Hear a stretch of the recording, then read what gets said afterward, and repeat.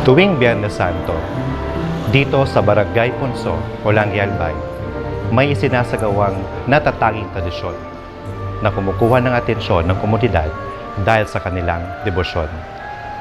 Grupo ito ng mga babaeng debotong nakapaa at nagsusuot ng itim na belo at damit. At sa posisyon tuwing Biyernes Santo, sila ay nagtitipon-tipon upang hilahin ang lubid ng karosa ng Santo Entierro. Ang tradisyong ito ay nagpapakita ng kanilang matibay na pananampalataya at dedikasyon sa kanilang paniniwala. At ngayon, alamin natin ang mayamang kasaysayan, tradisyon, ritual, at debosyon, pati na rin ang kanilang mga dahilan at tuklasin ang tradisyong ito na nagbubuklod sa kanila upang maging mga sayos ng Punso.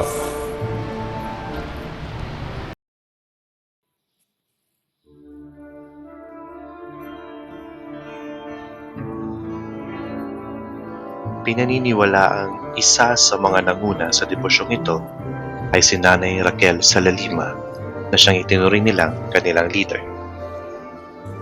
Sa lugar na ito na ipinatayo mismo ni Nanay Raquel, dito nagaganap ang pagbibihis sa mga bagong sayos tuwing Biyernes Santo sa ganap na 12:00 ng tanghali.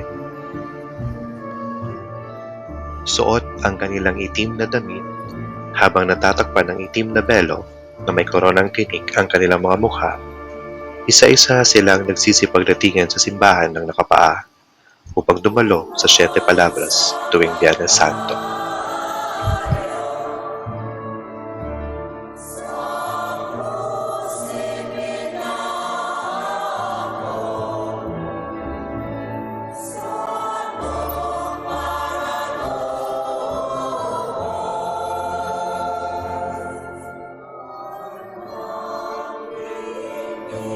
Kasabay nito ang paghalik at pagdarasal sa krus ni Jesucristo.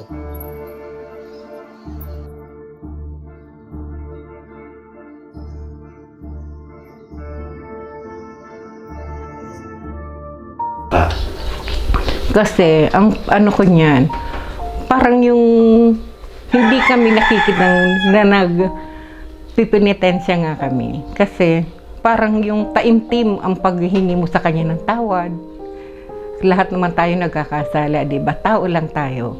Ang pagsusuot namin ng itim na belo para maging ano yung pananampalataya mo sa kanya, yung walang iistorbo sa pananalangin mo, na wala kang makikita, at least talaga ang nasa isip mo lang ang Panginoon.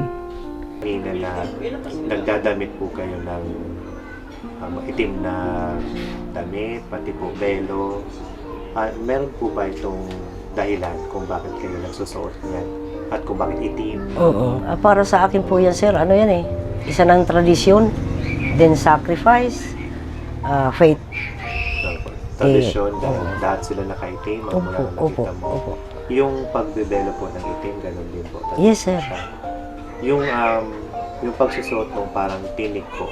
Ay, iyon po ang pinaka, ano talaga, doon ka talaga makakaramdam na talagang totoo kang nagsasacrifice. Kasi habang po kami nagpo-prosesyon, pag Friday, Biyernes Santo, bumibigat yun, sir. Pakiramdam ko bumibigat. Sarili ko lang, ayaw ko sa kanila sa ibang sayos. Bumibigat yan habang naglalakad na. Hanggang sa matapos Opo, po. sir.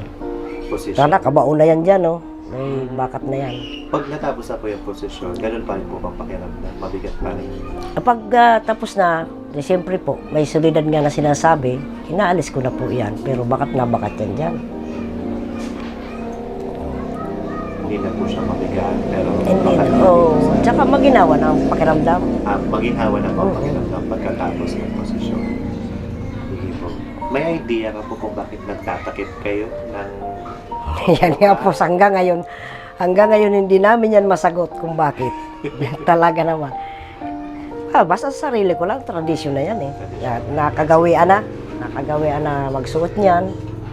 Yun lang ang ano dyan. Kasi di ba ang kulay itim, yan kulay na luksa, malungkot. Kaya itim ang suot, tapos nakabelo. Para nakatakip. Di ba si Mama Mary nakatakip habang nagpuprosesyon. Yung corona.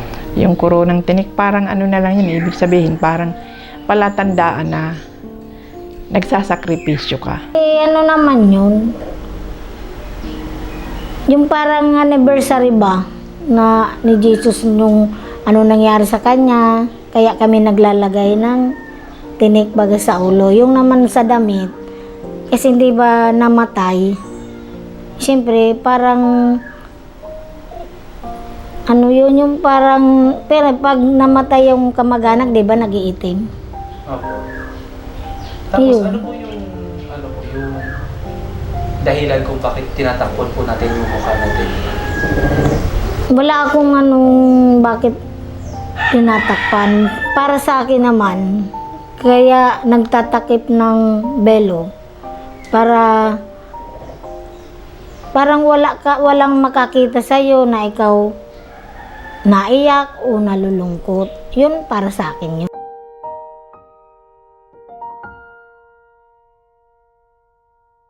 Ako naman, para sa akin, wala naman ritual eh. Kasi ilang taon na ako sumasali dyan, wala naman kaming ritual. Pero para sa akin, pag alam mo, mag-uumpisa ng prosesyon, nag-ano na lang ako sa sarili ko na makarating ako sa makabalik sa simbahan na okay, wala akong nararamdaman or ano pa man. At saka hindi ako matinik. Kasi siyempre yung daanan, di ba? Hindi mo man makikita kung may tinik ba yan o ano, o may bato na ano, o may bote. Kaya ako ginagawa ko sa sarili ko na lang. Hindi ko alam sa kanila. Pero kasi kami, ang iba naman, pupunta lang dyan, basta na lang hawak sa lubid. Ako naman hindi. Yung patakaran na mag-ano ka ng City Palabras, nandyan ako. Kasi yun ang patakaran ng sayos. Dapat magkikinig ka ng City Palabras, yung ano ng ni Jesus. 1:30 o 2:00 nandyan ako. Kasi pagkatapos ng misa, nagsasamba kami sa krus. Yun ang para sa akin. Hindi naman ako naano sa kanila. Kasi ang iba naman, ang namamasdan ko sa kanila, pag nagsisimba, kakaunti. Pero pag nagprosesyon na, biglang dami. O yung ano naman sa kanila, baka hindi naman parang gusto lang nila magsali-sali, ganun. Pero ako, nasa puso ko talaga yan. Meron po ba kayong mga ritual na ginagawa bago magsimula yung prosesyon? Para sa sarili ko po yan, sir. Ako hindi kumakain maghapon. Tubig lang. Dito lang ako sa loob ng kwarto, nagbabasa, nagdadasal, humihingi ng tulong kay Santo Inchero para bigyan akong lakas na magawa ko yung prosesyon na yan, matapos ko.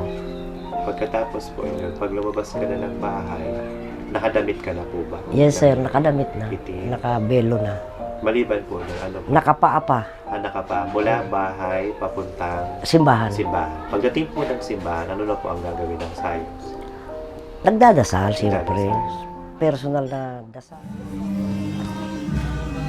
Bilang parte ng kanilang ritual, sila ay nagtitipon-tipon sa harap ng karosa ng Santo Inchero.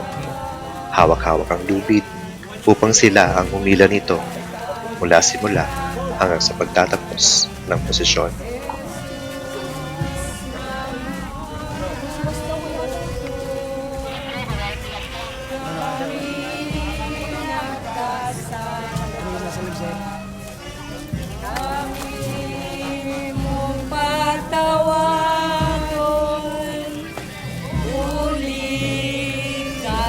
Habang hila ang lubid ng Santo Inchero, sila'y taimtim na nagdarasal ng Santo Rosario at sabay-sabay na umaawit.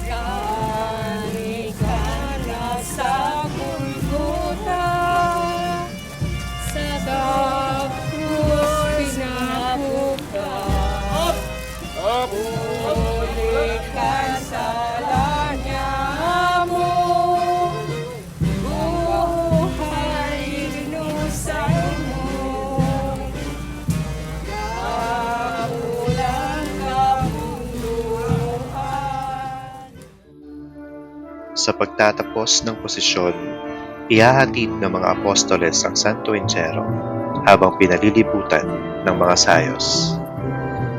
Bilang tanda ng kanilang pagbibigay galang at pagsamba, isa-isa silang humahalik sa paa ng Santo Entierro.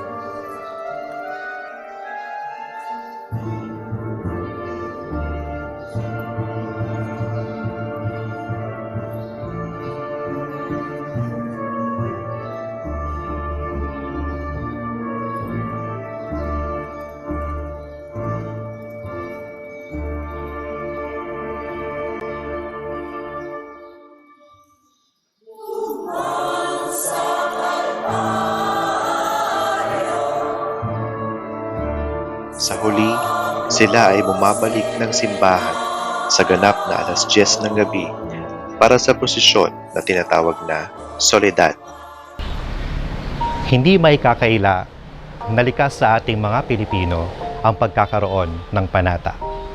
Iba't iba man ang pamamaraan ng pagpapakita nito, katulad ng mga sayos ng Ponso Polangui Albay, mababanaag pa rin sa mga namamanata ang kagustuhan nila na manatiling mabuting tao, mabiyayaan ang kanilang sarili pati na ang kanilang mga mahal sa buhay, at humingi ng kapatawaran sa mga maling nagawa.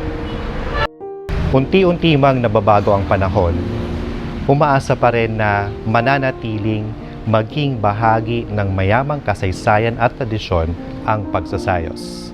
At umaasa rin tayo na may pagpapatuloy ito ng mga susunod na henerasyon upang manatili at may tatawagin pa rin tayong mga sayos ng Ponso.